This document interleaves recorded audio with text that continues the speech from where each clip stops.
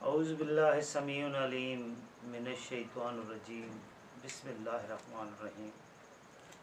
ناظرین، ہم سورہ یونس کا ترجمہ تلاوت کر رہے ہیں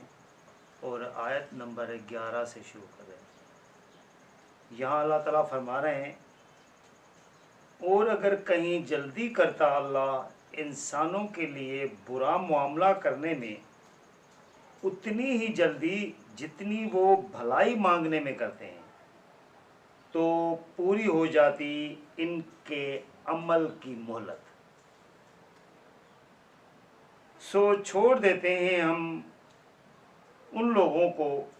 جو توقع نہیں رکھتے ہم سے ملنے کی، وہ اپنی سرکشی میں بھٹکتے رہتے ہیں۔ یعنی اللہ تعالیٰ فرما رہے ہیں کہ اگر ہم انسانوں کو پکڑنا شروع کر دیں، جس طرح وہ بھلائی مانگنے کے لیے جلدی کر رہے ہوتے ہیں، تو وہ برا کام کریں تو ہم ان کو اسی ٹائم پکڑنا شروع کر دیں، ہر بندے کو،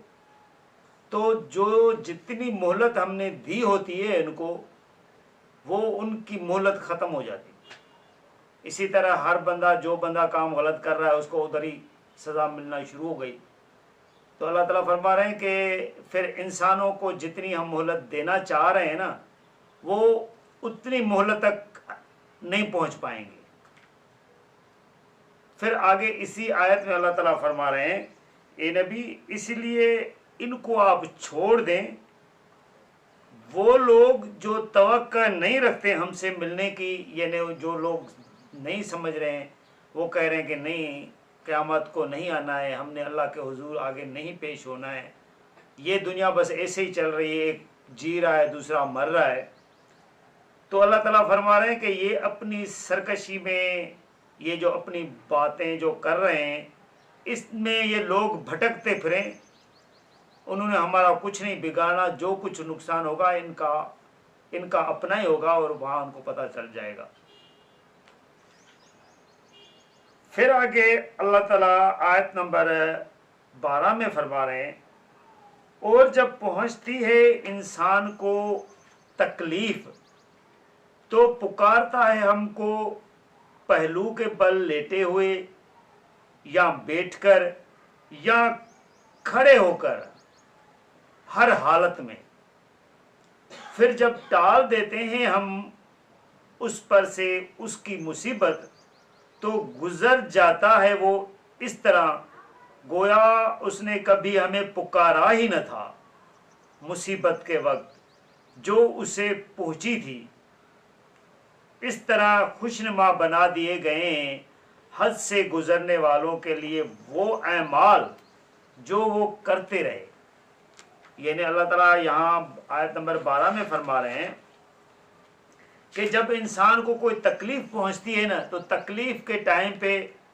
وہ لیٹتا بھی ہے تو پھر بھی پکار رہا ہوتا ہے، اللہ اللہ کر رہا ہوتا ہے،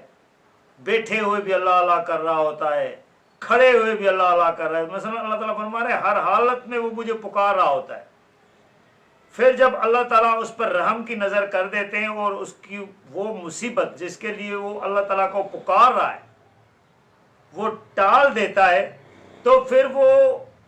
اللہ تعالیٰ کی اس رحمت کو بھول جاتا ہے، اور وہ بس سمجھتا ہے کہ شاید یہ میری جو فلاں پیر نے مصیبت ٹالی تھی، یہ فلاں جگہوں پہ میں گیا تھا، کیونکہ وہ ایک اللہ کو نہیں بہت ساری جگہوں پہ وہ مارا مارا پھر رہا ہوتا ہے۔ پھر وہ جو اللہ تعالیٰ کی ٹالی ہوئی مصیبت جو پکارنے کی وجہ سے اللہ تعالیٰ نے ٹال دی، وہ کسی اور طرف منسوب کر دیتا ہے۔ پھر اللہ تعالیٰ کہہ رہے ہیں کہ ہم نے اس طرح ان لوگوں کے جو اعمال ہیں نا، وہ خوشنما بنا دیے ہیں، کیونکہ وہ پھر اللہ تعالیٰ کی رحمت کو نظر انداز کر کے کسی اور طرف منسوب کر دیتا ہے۔ تو اللہ تعالیٰ فرما رہے ہیں کہ وہ ان کو اس طرح ایک اچھا لگ رہا ہوتا ہے، یہ جو حد سے گزرنے والے ہیں نا، ان کے یہ اعمال برے ہیں جو یہ کر رہے ہوتے ہیں۔ یعنی ٹالتا مصیبت اللہ ہے، اور اس مصیبت کو وہ کسی اور کی طرف منسوب کر دیتا ہے۔ پھر آگے آیت نمبر 13 میں اللہ تعالیٰ فرما رہے ہیں، اور البتہ ہلاک کر چکے ہیں ہم بہت سی قوموں کو تم سے پہلے، جب انہوں نے ظلم کی روش اختیار کی اور آئے تھے ان کے پاس ان کے رسول کھلی نشانیاں لے کر، لیکن وہ تیار ہی نہ تھے اس بات کے لیے کہ ایمان لائیں، اسی طرح بدلا دیتے ہیں ہم جرم کرنے والے لوگوں کو۔ یعنی پھر یہاں آیت نمبر 13 میں اللہ تعالیٰ فرما رہے ہیں کہ ہم نے بہت سی قوموں کو اس طرح ہلاک کیا ہے جو ظلم کا رویہ اختیار کیا ہوا تھا، جنہوں نے شرک کیا ہوا تھا، اللہ تعالیٰ کے احکاموں کو نہیں مان رہے تھے جب ان کے پاس اللہ تعالیٰ نے پیغمبروں کو بھیجا تھا۔ تو یہی پیغمبر کا بھیجنے کے بعد یہ کام ہوتا ہے۔ جب ایک پیغمبر اللہ تعالیٰ بھیج دیتا ہے تو پیغمبر کو جب نہیں مانا جائے گا، جھٹلایا جائے گا، تو پھر اللہ تعالیٰ کی عدالت میں اس قوم کو سزا ملتی ہے۔ پیغمبر کی نافرمانی نہیں کر سکتا۔ پھر آگے اللہ تعالیٰ فرما رہے ہیں وہ ہم نے کیوں کیا ایسے کہ وہ تیار ہی نہیں تھے ایمان لانے کے لیے، یعنی پیغمبر کی بات ماننے کے لیے تیار ہی نہیں تھے۔ جب آپ کسی پیغمبر کو جھٹلائیں گے، اس کی بات نہیں مانیں گے، تو پھر اللہ تعالیٰ اپنے عذاب کا کوڑا برساتے ہیں۔ پھر اللہ تعالیٰ فرماتے ہیں اسی طرح بدلا دیتے ہیں ہم جرم کرنے والے لوگوں کو، یعنی جو مجرم لوگ ہوتے ہیں، جو اللہ تعالیٰ کے احکامات کو نہیں مان رہے ہوتے ہیں، یہ بدلہ ہے اللہ تعالیٰ کا ان کے لیے۔ پھر آگے آیت نمبر 14 میں اللہ تعالیٰ فرما رہے ہیں پھر بنایا ہم نے تم کو زمین میں نائب ان کے بعد، تاکہ دیکھیں کہ تم کیسے عمل کرتے ہو۔ یعنی یہاں دیکھیں اللہ تعالیٰ کلیئر بتا رہے ہیں کہ یہ جب جن قوموں کو ہم نے ختم کر دیا، وہ لوگ نہیں مان رہے تھے ہمارے احکامات، پیغمبروں کو نہیں مان رہے تھے، اللہ تعالیٰ کے احکامات نہیں مان رہے تھے۔ اللہ تعالیٰ نے جب ان کو تہس نہس کر دیا تو اللہ تعالیٰ فرما رہے ہیں کہ اس کے بعد پھر ہم نے تم لوگوں کو ایک موقع دیا، اور پھر یہ اسی میں ہی اللہ تعالیٰ آیت میں بتا رہے ہیں کہ کیوں آپ لوگوں کو موقع دیا ہے کہ دیکھیں کہ تم کیسے عمل کرتے ہو۔ یہ اللہ تعالیٰ نے جو موقع دیا ہے یہ اس وجہ سے دیا ہے ہمیں پرکھنے کے لیے کہ ہمارے کام کیسے ہیں، آیا ہم اللہ تعالیٰ کے احکامات کے مطابق عمل کر رہے ہیں کہ نہیں کر رہے ہیں۔ ہم سے غلطیاں ہوتی ہیں تو ہم اللہ تعالیٰ کی طرف رجوع کرتے ہیں کہ نہیں کرتے ہیں۔ ہم کہیں شرک میں، کفریہ کاموں میں پھنسے ہوئے تو نہیں ہیں۔ یہ سارے کام اللہ تعالیٰ دیکھ رہا ہوتا ہے، پھر جس کو چاہتا ہے اللہ تعالیٰ یہیں سزا دے دیتا ہے، اور جن کو چاہتا ہے اللہ تعالیٰ یہاں چھوڑے رکھتا ہے۔ یہ اللہ تعالیٰ کی اپنی ایک مرضی ہوتی ہے، اور ایک قانون کے تحت اللہ تعالیٰ یہ کام کر رہے ہوتے ہیں۔ پھر آگے آیت نمبر 15 میں اللہ تعالیٰ فرما رہے ہیں اور جب پڑھ کر سنائی جاتی ہیں ان کو ہماری آیات جو بہت واضح ہیں، یعنی یہاں دیکھیں اللہ تعالیٰ فرما رہے ہیں کہ جب ان لوگوں کو ہماری آیات پڑھ کر سنائی جاتی ہیں جو بالکل واضح ہیں، کلیئر ہیں، پھر جو لوگ کہتے ہیں نا کہ قرآن سمجھ میں نہیں آتا، ان کو یہ بات سمجھ لینی چاہیے کہ وہ قرآن کے خلاف بات کر رہے ہیں۔ قرآن بتا رہا ہے کہ یہ آیتیں واضح ہیں،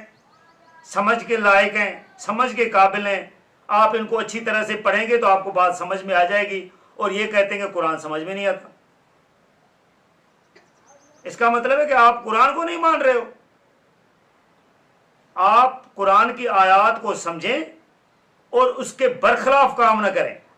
تو اللہ تعالیٰ فرما رہے ہیں کہ جب ان کو پڑھ کر سنائی جاتی ہیں ہماری آیات جو واضح ہیں، تو کہتے ہیں وہ لوگ جو توقع نہیں رکھتے ہم سے ملنے کی کہ لاؤ کوئی اور قرآن اس کے علاوہ یا اس میں ترمیم کر دو، کیونکہ ان کو پتہ چل جاتا ہے کہ قرآن ابھی کیا کہہ رہا ہے۔ تو پھر وہ کیا کہتے ہیں، اللہ تعالیٰ فرما رہے ہیں کہ وہ جن کو ہم سے ملنے کی توقع نہیں ہوتی ہے، جن کو پھر یہ کام کرنا پڑ جاتا ہے، تو وہ کہتے ہیں کہ یا تو کوئی اور قرآن لے آؤ۔ یہ ٹھیک نہیں ہے، کیونکہ وہ جو کام بتا رہا ہے ان کو وہ کام اوکھے لگ رہے ہیں، کام ان کے لیے مشکل ہیں۔ یا پھر ان میں کچھ تبدیلیاں کر دو، یہ کام چھوڑ دو، یہ کام چھوڑ دو، یہ کام چھوڑ دو۔ قرآن پاک اپنے آیات میں بالکل واضح ہے، کلیئر ہے، اس کو بات سمجھ میں آئے گی جو قرآن کو سمجھنا چاہے گا۔ جس نے قرآن کو نہیں سمجھنا اس نے ککھ نہیں سمجھنا۔ پھر اسی آیت کو کنٹینیو کر رہے ہیں اس طرح اللہ تعالیٰ، کہو، یعنی حضور صلی اللہ علیہ وسلم کو کہا جا رہا ہے کہ کہو نہیں ہے یہ اختیار میں میرے کہ میں اس میں کوئی تبدیلی کر دوں، یعنی اے نبی ان کو بتا دو کہ یہ میرے اختیار میں ہے ہی نہیں کہ میں کوئی بات بدل کر کچھ اور کہہ دوں۔ اس وجہ سے تو کہہ رہا ہوں نا کہ یہ قرآن اسی طرح موجود ہے جس طرح وہ وحی حضور صلی اللہ علیہ وسلم پہ اتری تھی اور صحابہ نے بھی اسی طرح بتایا ہے، کیونکہ اس کے لفظوں کو انہوں نے نہیں چھوڑا ہے۔ جو بھی الفاظ تھے، آیت تھی، ایک آیت، آدھی آیت، جتنی بھی اتری تھی، حضور صلی اللہ علیہ وسلم نے اسی الفاظوں کے ساتھ اپنے صحابہ کو بتایا تھا، اور صحابہ نے بھی انہی الفاظوں کو یاد کیا ہے اور وہی الفاظ بتائے ہمیں۔ اس وجہ سے ان میں کوئی کمی پیشی نہیں ہے، لیکن جو روایات ہیں، جو احادیث ہیں، ان میں حضور صلی اللہ علیہ وسلم کے اپنے الفاظ تھے، لوگوں نے پھر اپنے تخیل ایک بنائے تھے اس حساب سے، کیونکہ ایک تقریر ہے کسی کی، ابھی پوری تقریر تو ان کو یاد نہیں تھی، پھر ان میں سے کچھ باتیں انہوں نے بتائی ہیں اور وہ بھی اپنے انداز سے بتائی ہیں، لیکن قرآن کے ساتھ یہ نہیں کیا گیا۔ قرآن کے ساتھ نہ نبی نے چھیڑ چھاڑ کی ہے نہ صحابہ نے کی ہے، الفاظ اسی طرح موجود ہیں۔